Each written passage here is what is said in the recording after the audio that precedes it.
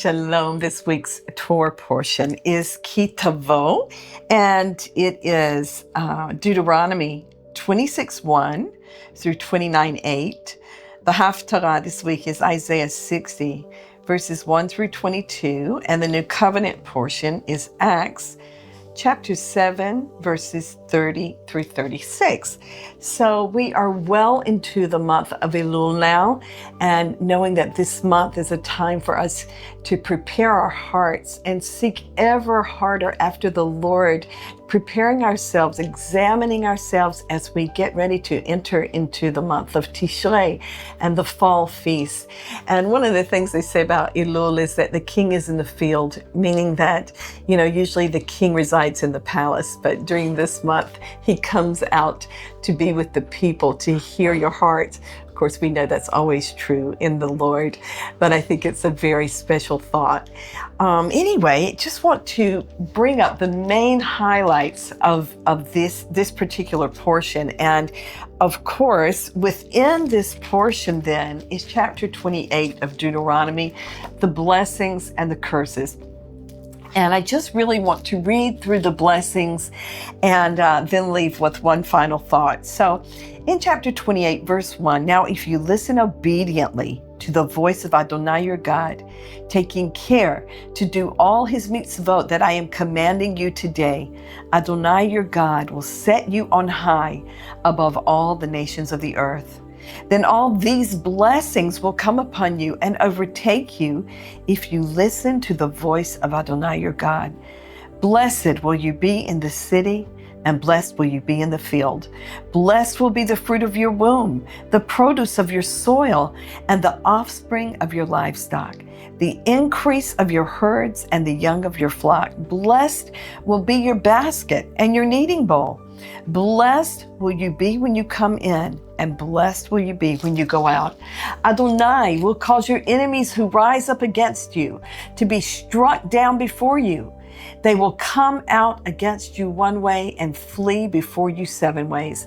Adonai will command the blessing on you in your barns and in every undertaking of your hand. And he will bless you in the land Adonai your God is giving you.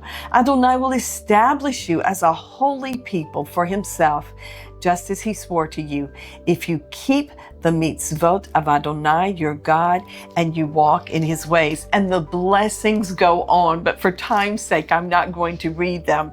But then in verse 15, it says, if you will not listen to the voice of Adonai your God, to take care to do all his mitzvot and statutes that I am commanding you today, all these curses will come on you and overtake you. Cursed will you be in the city, and cursed will you be in the field.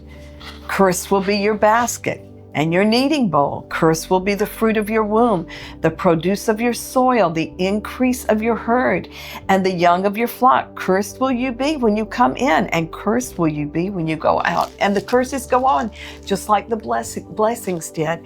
But what we know is that this is conditional, and God gives us a choice here. He says, if you follow my commandments, we have this choice in front of us to follow his commandments, to seek after him, to seek his face, and to love him, and to live this blessed life. Or we have the choice not to follow after him, not to love him, as it says here, not to listen to his voice. And then the result of that is a life that is not blessed. But I want to just leave us with this verse, which is in chapter 28, verse 47.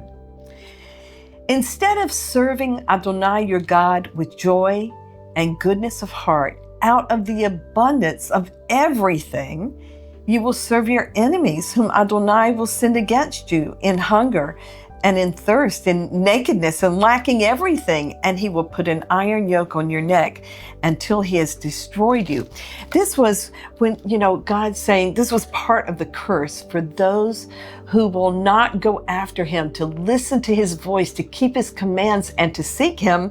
This is part of the curse. But what we do see in this as well is that what we are supposed to do, we are supposed to serve Adonai, our God, with joy and with goodness of heart out of the abundance of everything.